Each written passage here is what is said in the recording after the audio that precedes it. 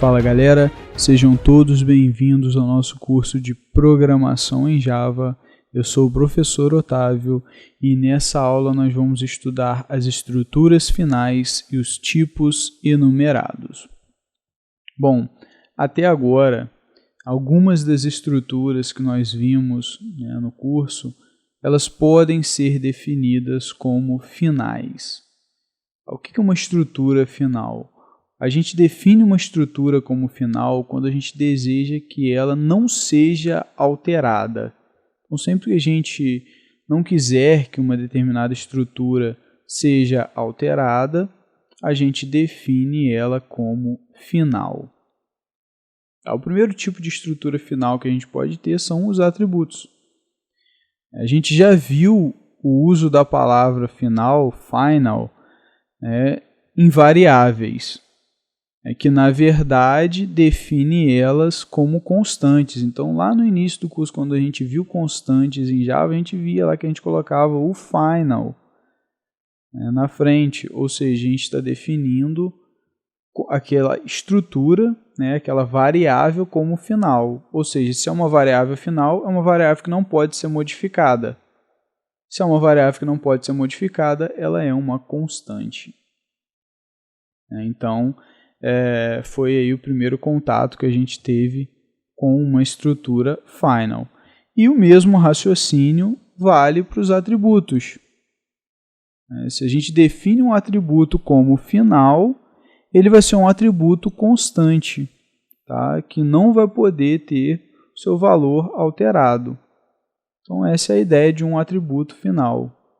Ele vai ter ali um valor atribuído a ele, mas esse valor não vai mudar durante a execução do programa.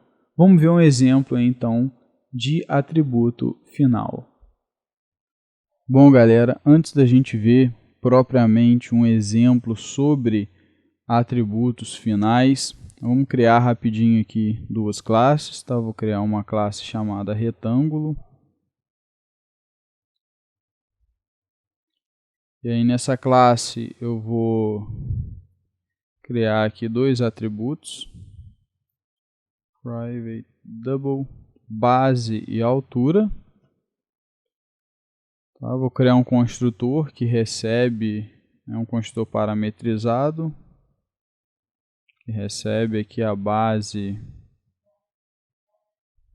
e a altura.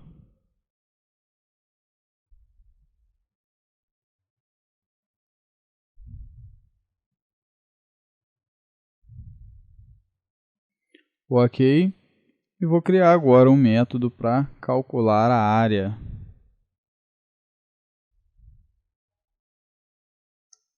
Que no caso aqui é a base vezes a altura.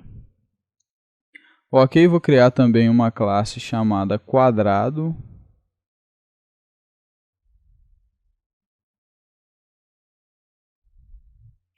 E a gente sabe que quadrado é um tipo especial, um tipo específico de retângulo, onde tanto a base e a altura são iguais, que a gente chama de lado. Então a gente vai estender, extends retângulo. E vamos criar um atributo chamado lado.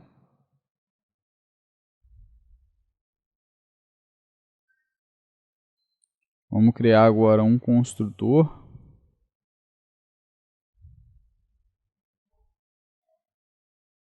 que recebe o lado.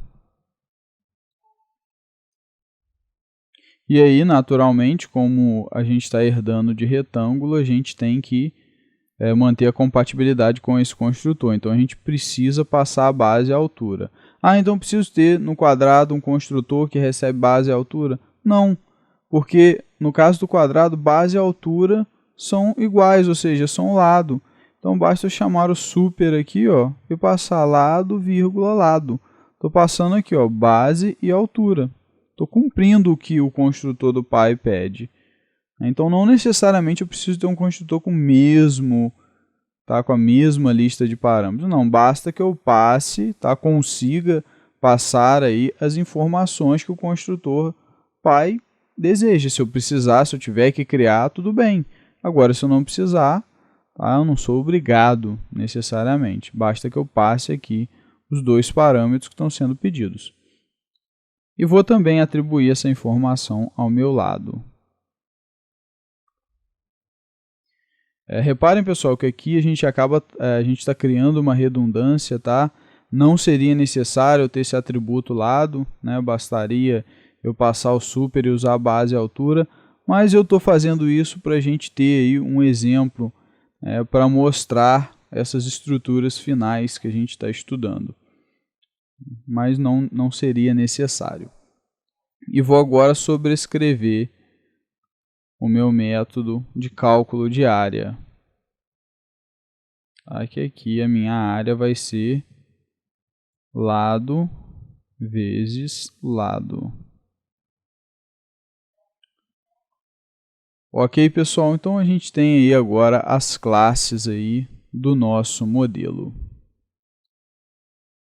Bom, e vamos falar agora então dos atributos finais.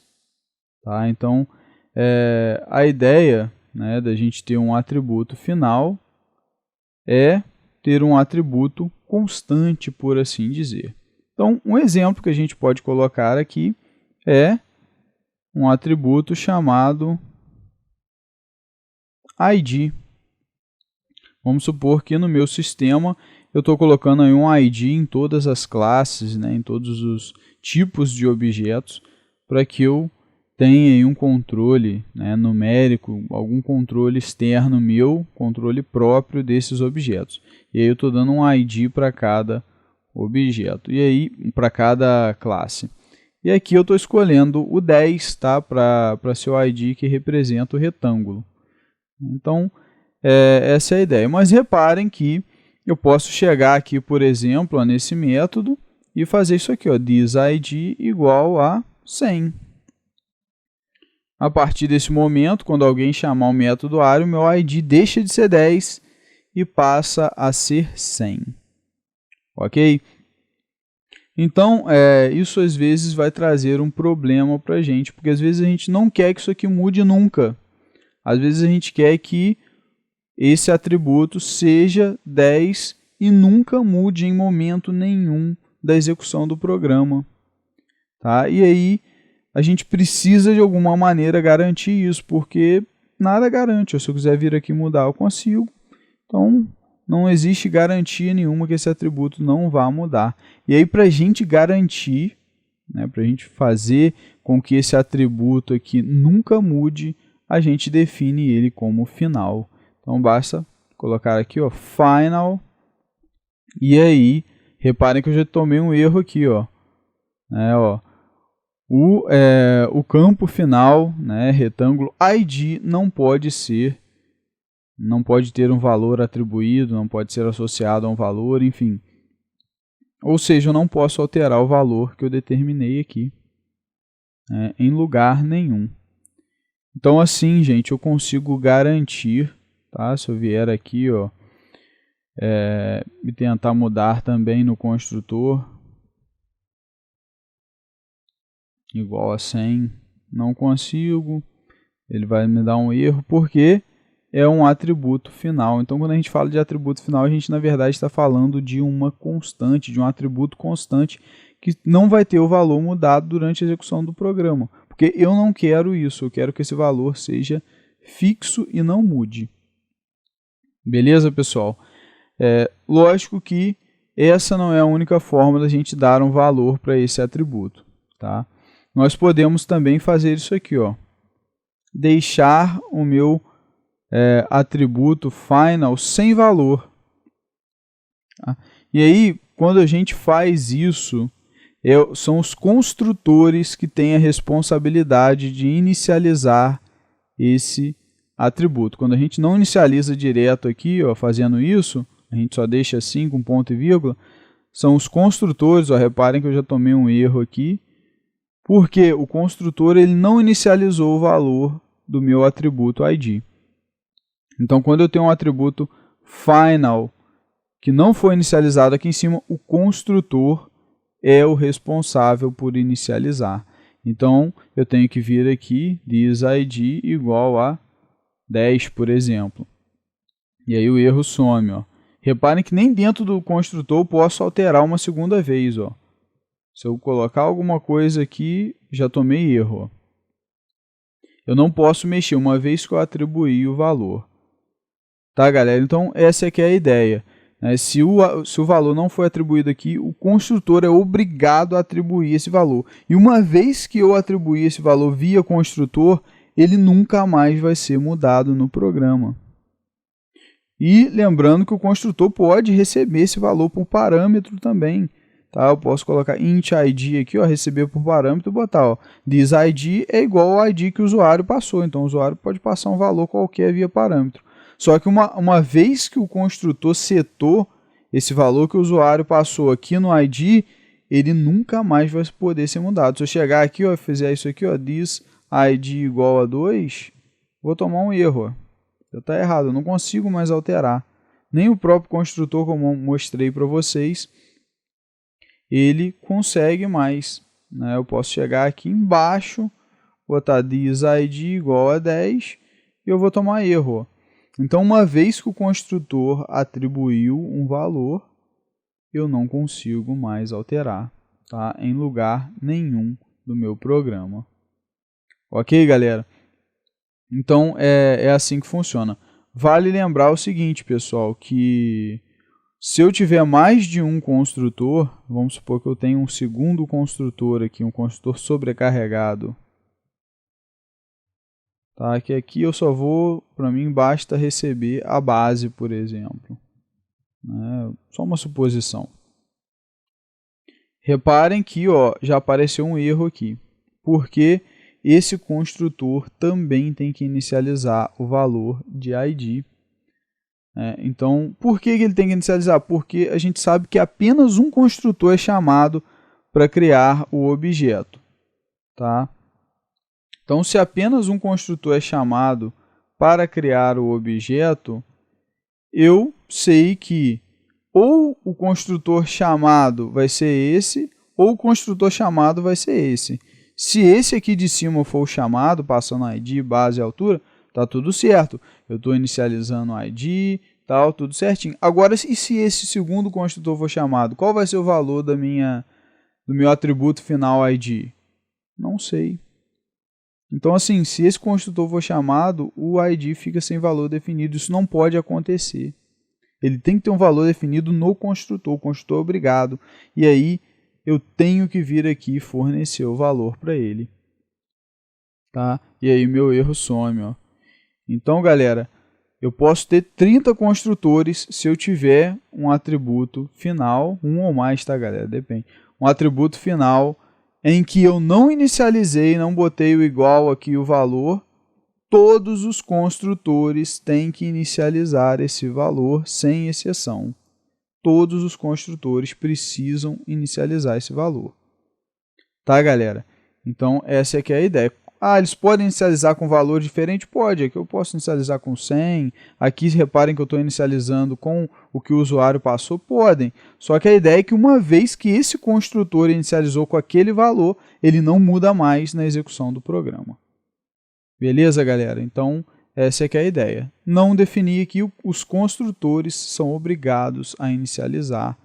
E às vezes isso é interessante, às vezes eu quero receber realmente o valor de fora, eu não tenho um valor inicial, sei lá, por exemplo, estou criando uma classe que eu preciso do valor do salário mínimo e esse valor muda, então eu posso pedir para que ele seja fornecido, só que ele vai ser fornecido uma vez apenas e nunca mais vai mudar durante toda a execução do meu programa. Eu garanto que o salário mínimo vai se manter constante durante toda a execução, assim eu não tenho risco de existir alguma alteração lá no dado, né, do salário mínimo.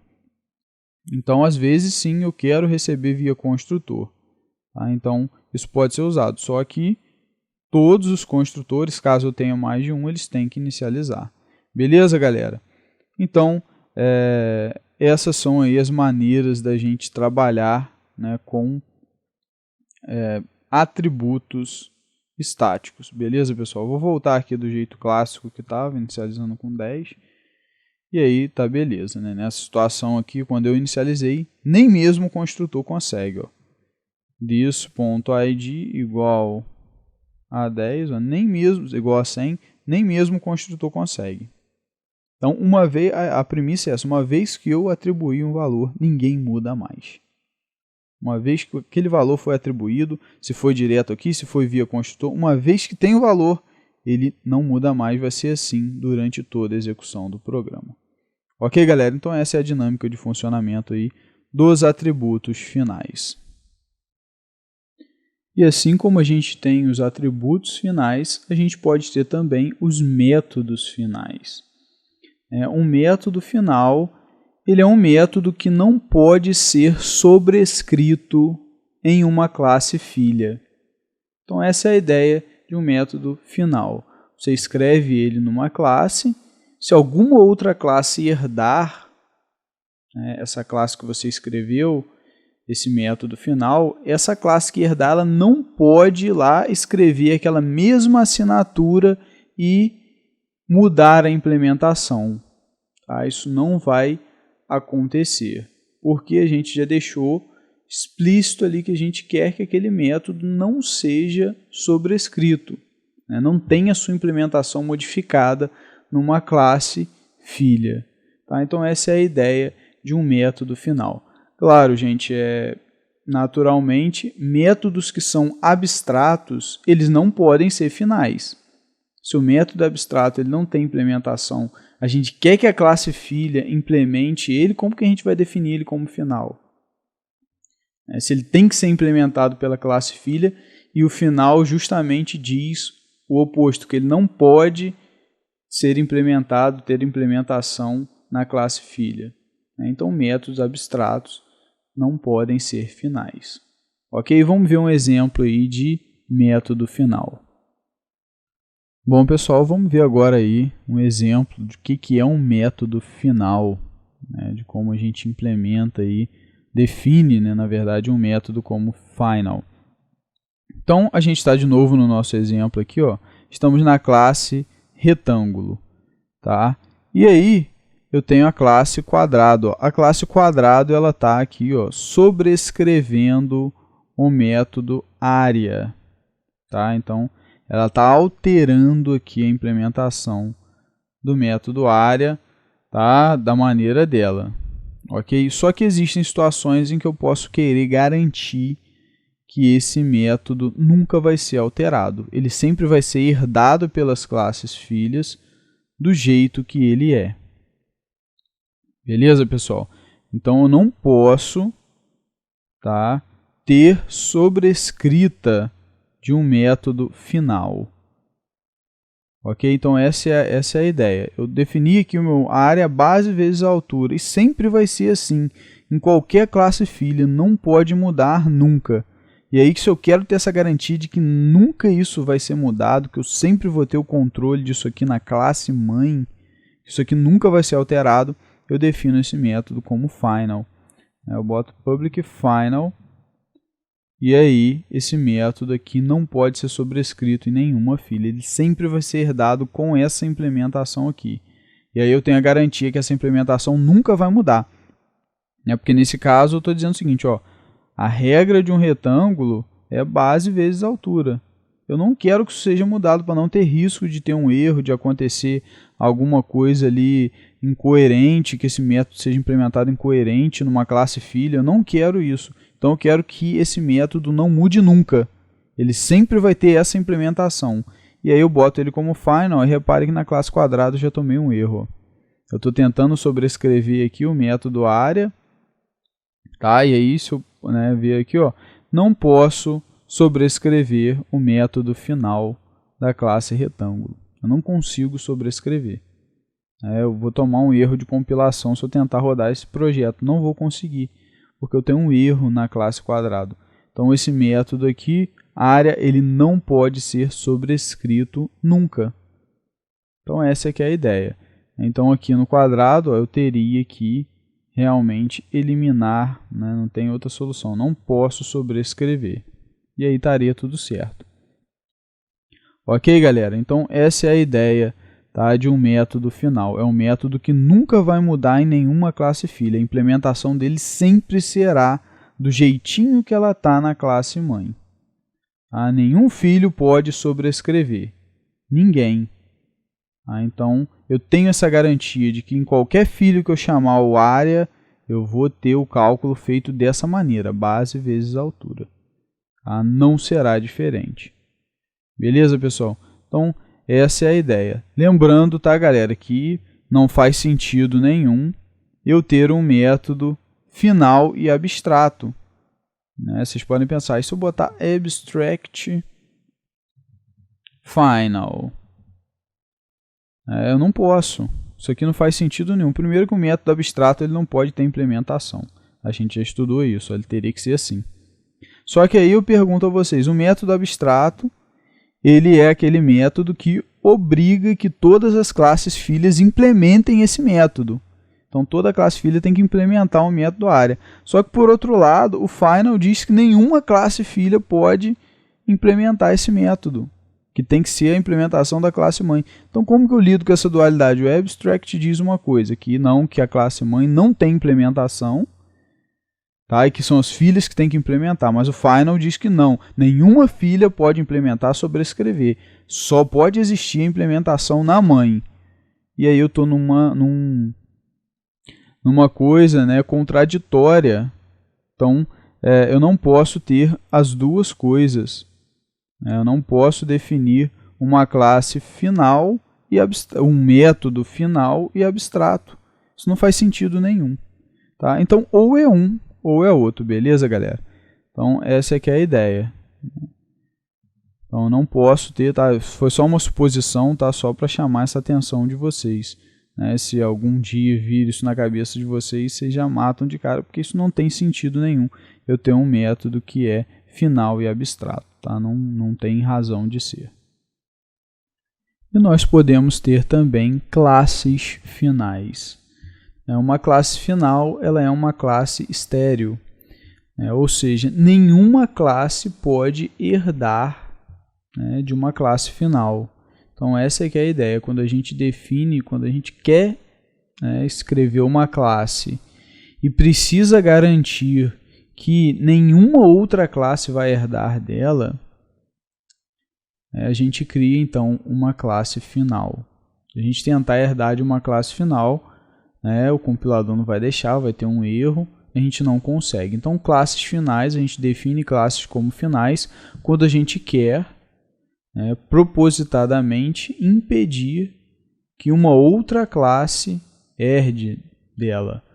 Então, vamos ver aí um exemplo de classe final. Bom, galera, aí vamos ver agora um exemplo aí de classe final.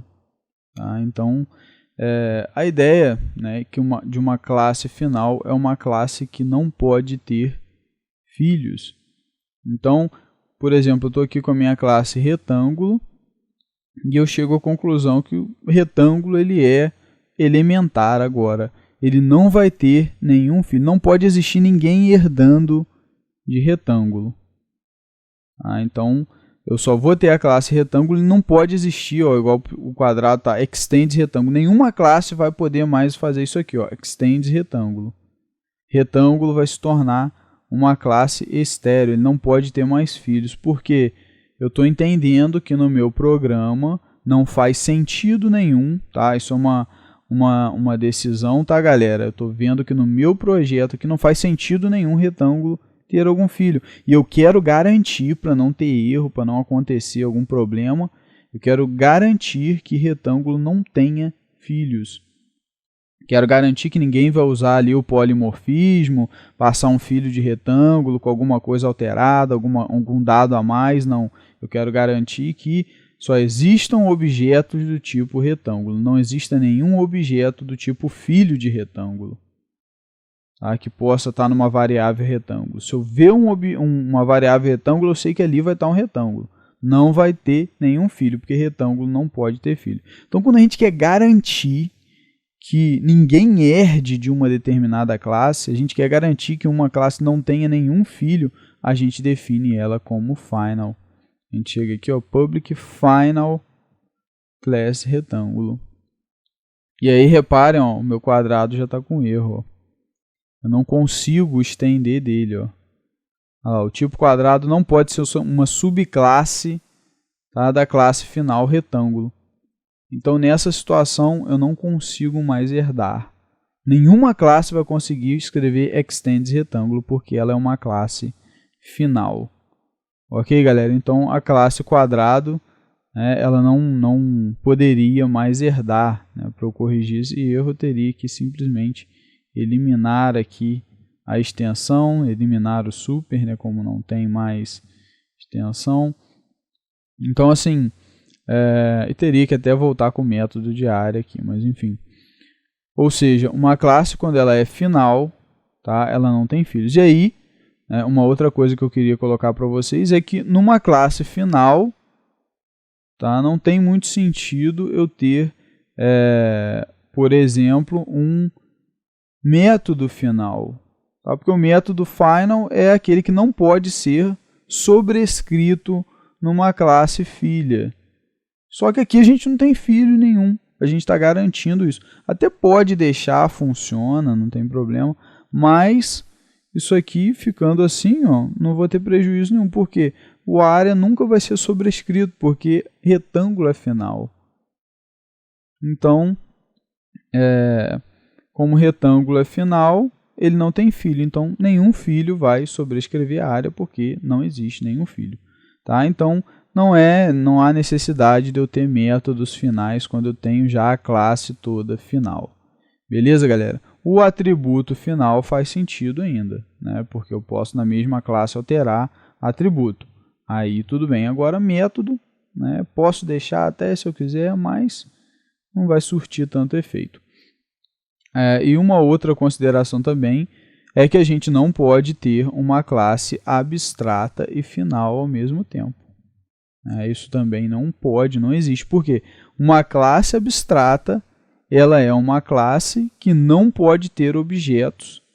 Tá? Então, essa classe não pode ter objetos do tipo dela. Ou seja, a classe abstrata só serve para fazer herança, para ter filhas que herdem dela, e aí a gente pode ter objeto das filhas. Só que, por outro lado, final já diz ao contrário, está dizendo, ó, a gente não pode ter filhos, essa classe não pode ter filhos. Então, para que eu vou ter uma classe que não pode nem ter filhos e não pode ter objeto dela? Não faz sentido nenhum.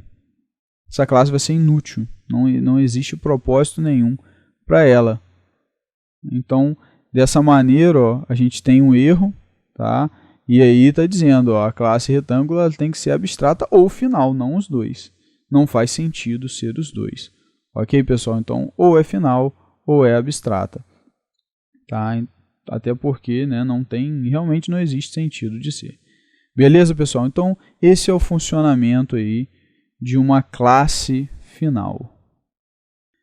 E um exemplo clássico de classe final que a gente tem no Java é a classe string. Classe string é uma classe final. Não faz sentido ter uma outra classe filha de string, uma string específica. Não, uma string foi criada para representar um tipo de dado texto. A gente não deseja que nenhum outro subtipo de string exista. Então, ela foi definida como final. Não há como criar aí um tipo específico de string com alguma coisa, porque não faz muito sentido isso acontecer. E também por características próprias, especiais da classe string também. Mas quando a gente tem essa ideia, de que a gente tem uma classe e não quer vetar essa possibilidade de qualquer outra classe herdar dela, a gente define ela como final. E vamos falar agora dos tipos enumerados. Tá? A gente usa um tipo enumerado quando a gente quer que uma determinada variável, por exemplo, ela só assuma alguns valores pré-definidos. Quando a gente tem uma variável do tipo inteiro, pode assumir qualquer valor inteiro. né, desde que esteja lá naquele range que a gente viu lá nas aulas iniciais. Então, assim, quando a gente define uma variável do tipo string, ela pode ter qualquer tipo de texto ali. Então, são tipos muito abrangentes. Agora, quando a gente deseja, né, ter uma variável que ela vai ter um valor que esteja contido em uma lista pré-definida de valores, você já pré-definiu, essa variável só pode ter esse valor, ou esse, não pode ter mais nada. Ou é isso, é aquilo. Então, nesses casos, a gente usa o tipo enumerado. Tá? É a ideia de um naipe de cartas, por exemplo. Naipe, quero definir uma variável, né, para armazenar o naipe de uma carta. O naipe pode ser ouros, copas, paus ou espadas. Não existe outro naipe. Então, assim, não existe naipe, facas. Isso não faz sentido de ser. Então, a gente quer garantir que a gente só vai ter esses valores. Vai ser um desses valores, nenhum outro. Então, a gente pode usar um tipo enumerado para definir o naipe de uma carta. Então, isso é possível. Lógico, não é só para definir variáveis, tá, gente? Isso pode ser um tipo normal, pode ser um tipo de retorno de uma função, pode ser usado como um tipo de parâmetro, enfim. Um tipo normal, pode ter todas as aplicações que um tipo tem. Mas eu estou dando essa ideia para ilustrar mais para vocês. As fases da Lua. A gente tem Lua minguante, Lua crescente, Lua nova, Lua cheia. Essas são as fases da Lua. Não existe Lua de cristal, por exemplo. Então, assim, ao passo que se a gente definir uma variável do tipo string, esse valor pode estar lá. Pode ter lá fase da Lua, cristal. É uma string, string cabe qualquer texto. Ao passo que num enumerado, não. No enumerado, ele vai obrigar que a variável receba um desses valores pré-definidos. Aí a gente tem essa garantia de que esses valores vai ser um deles que vai estar na variável. Claro que tem uma outra vantagem, né? Os enumerados eles dão aí maior legibilidade para o nosso código. Você bate o olho ali, você já vê de fato que valor que é, você já sabe qual a sua faixa de valores. Enfim, então a gente tem essa vantagem também. Bom, vamos ver então aí um exemplo na prática como que a gente faz para definir um naipe de cartas como tipo enumerado. Bom, pessoal, então para a gente criar aí, né, um tipo enumerado que representa um naipe de carta, vamos vir aqui, ó, new enum, tá? Então a gente vai criar um enum chamado naipe. Então está aqui o nosso enumerado. Reparem que agora não é public class, é public enum naipe. E aí, a ideia básica, né, da gente criar um enumerado é a gente definir qual é a faixa de valores, tá, que uma variável, um atributo, um retorno de uma função, enfim, vão poder assumir. Né, quais são os valores, a faixa de valores a gente determina aqui. Por isso que é enumerado, a gente vai enumerar agora quais são os valores que podem ser assumidos. Tá? Então, posso colocar aqui, ó, ouros, copas, espadas e paus. Ok, definir aí, ponto e vírgula, definir aí quais são os valores que um naipe, né, pode ter. E aí eu vou criar agora, né, uma classe chamada programa.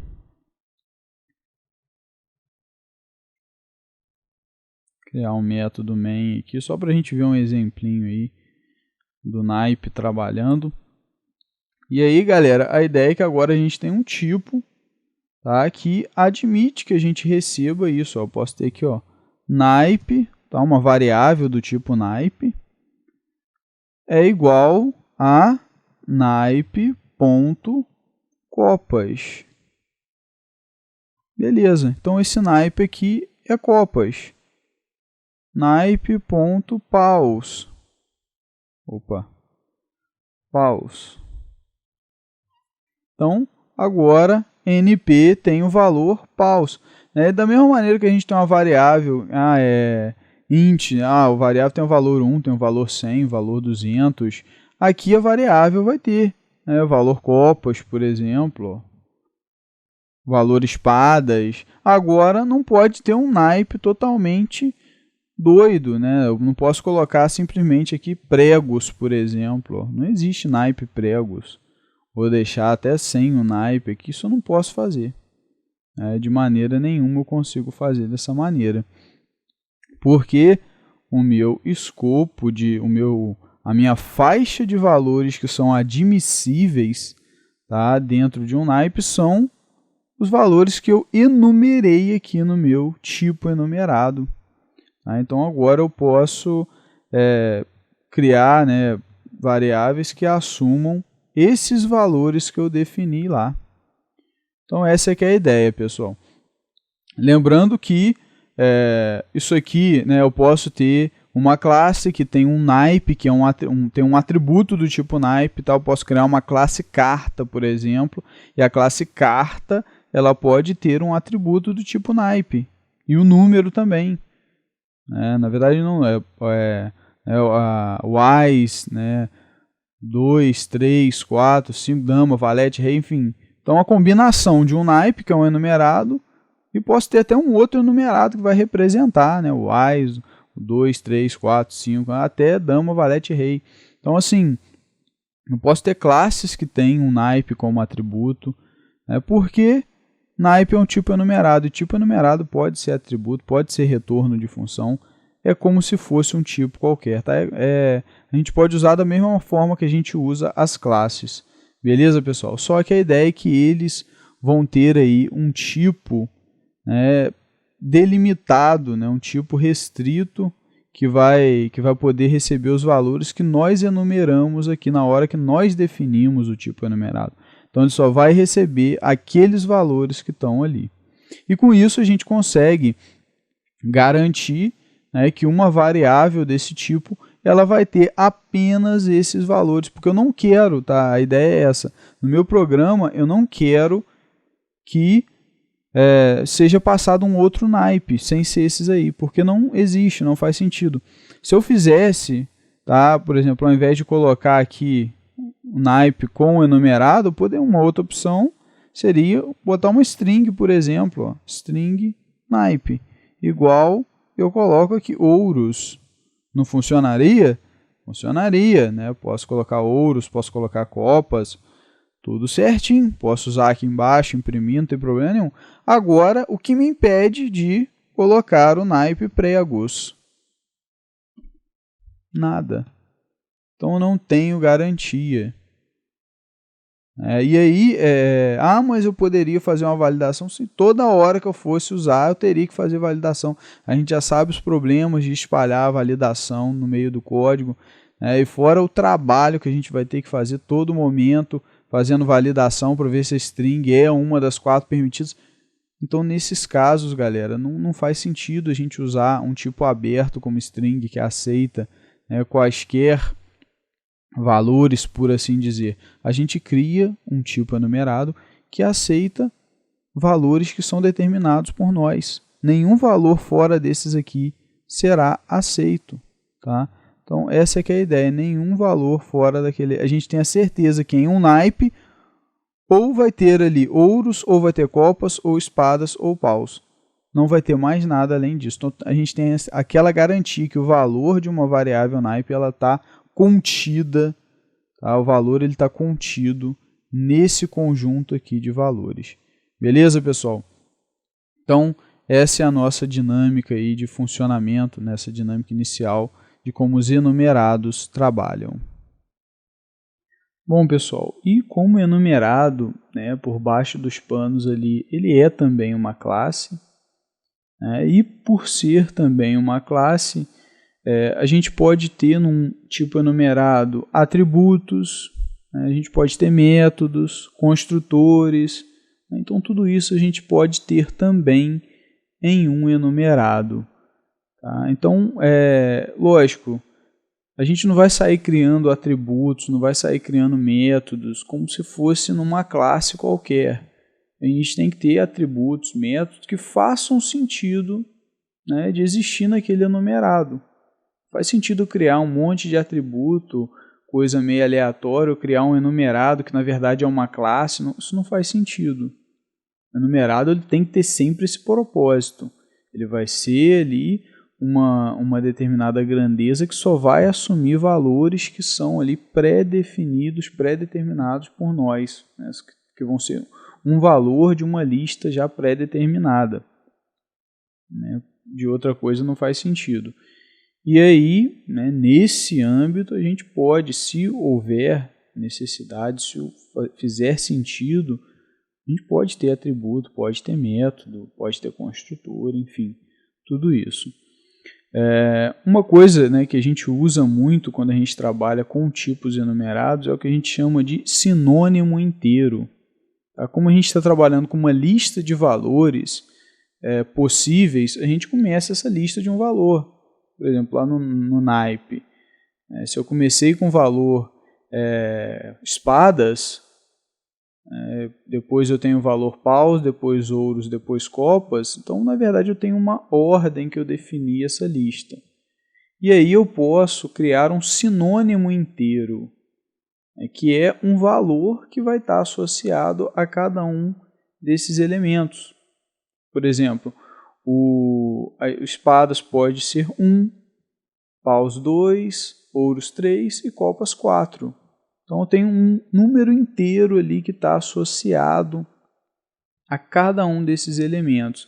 E isso a gente chama de sinônimo inteiro. Tá? Então a gente pode criar um atributo para representar esse sinônimo inteiro no nosso numerado. Alguns começam a lista com 1, outros começam com 0, enfim. Depende muito da abordagem e da linguagem também, em alguns casos. Aqui no Java nós podemos definir.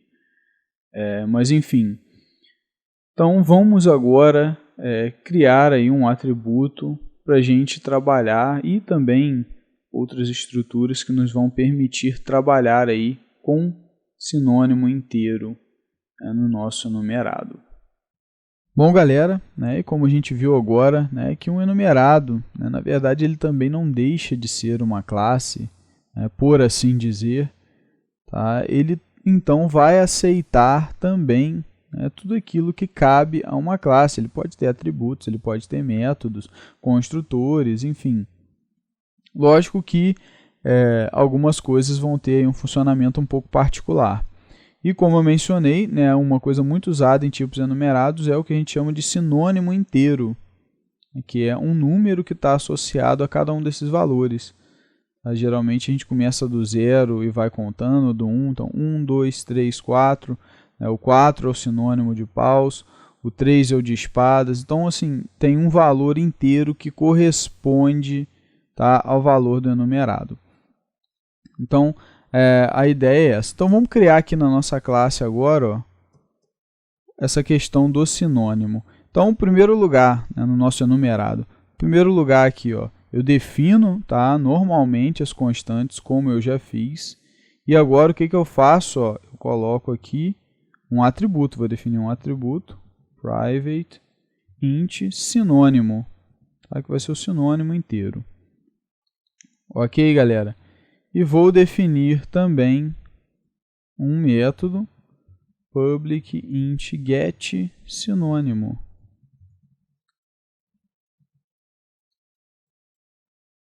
Return this sinônimo. Do jeitinho que a gente já sabe. E agora eu vou definir um construtor que recebe o sinônimo por parâmetro. Então vamos lá. Definir aqui um construtor privado, e a gente já vai entender por que o construtor é privado. Construtor que recebe o sinônimo, tá, por parâmetro. E aí o que eu faço? This.sinônimo igual a sinônimo. Tudo aqui, galera, é do jeitinho que a gente entendeu, que a gente já aprendeu, né? Não fizemos nada de diferente. Só que vocês já devem ter reparado aqui em cima, ó, começou a dar erro em tudo. Todas as nossas constantes aqui, ó, ouros, copas, espadas, paus, estão todas com erro. O que acontece? Se vocês repararem, a gente definiu um construtor aqui. Agora eu pergunto a vocês, quando a gente criou aqui o nosso tipo enumerado e tal, colocamos ouros, a gente chamou o construtor, a gente chamou o new? Em algum momento a gente chamou o construtor do enumerado para poder atribuir aqui ouros, né? A gente deu new naipe e aí recebe, a gente não fez isso, tá? Em momento algum. Então, a questão aqui é que o enumerado, a gente não trabalha com ele, né, da mesma maneira que um objeto de uma classe qualquer. Na verdade, quem chama o construtor não somos nós na hora de trabalhar. Eu não chego aqui e faço new naipe. Eu não faço isso aqui. Então, assim, e sempre vai aparecer, ó, não posso instanciar um tipo naipe, porque ele é um tipo enumerado. Não posso chamar o construtor. Então, o que acontece? Os enumerados eles trabalham com relação a construtores de uma maneira diferente do que a gente conhece nas classes. Tá? Quem chama o construtor, na verdade, são as nossas constantes. Então, são elas que chamam o construtor. Na hora que a gente faz isso aqui, naipe.copas, ela já cria um objeto do tipo naipe, tá? Isso aqui, naipe.copas, cria um objeto do tipo naipe e já joga aqui no NP. Beleza, galera? Então, essa é que é a dinâmica de funcionamento. Quando a gente joga a constante aqui, ela cria já o objeto, ou seja, ela lá dentro dá um new, vamos entender assim, ela dá um new lá dentro e já joga o objeto aqui para a referência do objeto para a nossa variável NP. Então, assim, como são elas, né, como são essas constantes aqui que criam o objeto, elas que chamam o construtor, cada uma delas, então são elas que são obrigadas a passar o parâmetro aqui. Ok, pessoal? Então, reparem que aqui no ouros, ó, eu vou abrir os parênteses do construtor, tá? E vou passar qual é o sinônimo inteiro. Vamos começar de 1 aqui, ó. Passo 1. Beleza? Então, reparem que ó, o errinho já saiu de ouros, ó. Vou abrir aqui o copas, vou passar o sinônimo de copas, que é o 2. Vou abrir aqui o construtor, né, na chamada de espadas, passar o 3 e em pausa vou passar o 4 e está corrigido o nosso enumerado naipe. Então, são esses caras aqui que vão chamar o construtor. Tá? E são eles que passam os valores. Então, quando a gente trabalha com enumerados, pessoal, não é o nosso intuito passar valores para o construtor de fora da classe, né, de fora do enumerado, melhor dizendo. Então, não faz sentido nenhum chegar, quero passar um valor para o construtor de copas. Não, isso não existe no enumerado. Tá? E por isso o construtor é privado, porque não faz sentido eu passar dados fora da classe. Só quem pode usar o construtor, tá, são estruturas internas da classe. E nesse caso aqui, só quem pode usar o construtor são as constantes enumeradas. Por isso o construtor é privado. Uma estrutura privada, como a gente estudou, só pode ser usada dentro da própria classe. No nosso caso aqui, dentro do próprio enumerado. Então, só quem pode usar o construtor aqui são as constantes. Ninguém fora da classe, eu não posso chamar new aqui ou passar aqui e chamar o construtor, tá? Vou tomar um erro, eu não posso fazer isso. Por isso o nosso construtor é privado. Então essa é que é a ideia, porque ele só vai ser usado aqui nas constantes. Então entendam que no enumerado a gente não tem uma classe como outra qualquer, onde eu posso lá fora jogar dados para o construtor, chamando new e tal. Isso não tem sentido aqui. Beleza, galera? Então quem chama o construtor são aí as nossas constantes enumeradas. Tanto é que se eu mudar o construtor e exigir um outro parâmetro, né, sei lá, parâmetro 2, só para dar um exemplo, todo mundo vai voltar a ficar com erro, porque não estão cumprindo o construtor que eu determinei aqui. Tá? Ah, mas por que quando você não botou construtor nenhum, funcionou tudo de boa? Porque aí o Java cria o construtor padrão sem nenhum argumento, e aí eu não preciso passar nada. Né? Então, eu posso ter aqui, se eu não tenho nenhum construtor, ó, eu posso simplesmente, se eu não tiver um exemplo, ó, eu posso não chamar ninguém. Porque é o construtor padrão, então não existe outro construtor, tá? É mesmo que eu fizesse isso aqui, ó, dá certo, eu estou chamando o construtor sem passar argumento nenhum, seria a mesma coisa, tá? Então vale aquela regra. Agora, a partir do momento que eu tenho um construtor, aí isso aqui tem que ser cumprido, tá? Se eu tivesse um segundo construtor padrão, ó, naipe, só abre, fecha e tal, olha lá. O problema estaria corrigido, eu nem precisaria ter os parênteses, não tem problema nenhum. Tá? Só que, no caso de tipos enumerados, gente, não faz sentido ter, né, vários construtores, porque quem chama o construtor são as constantes, e a gente só vai, né, vamos colocar assim, escrever a declaração dessas constantes uma vez aqui no naipe. Então, se eu estou colocando aqui, na verdade, elas só estão usando esse construtor aqui nunca vai ser usado.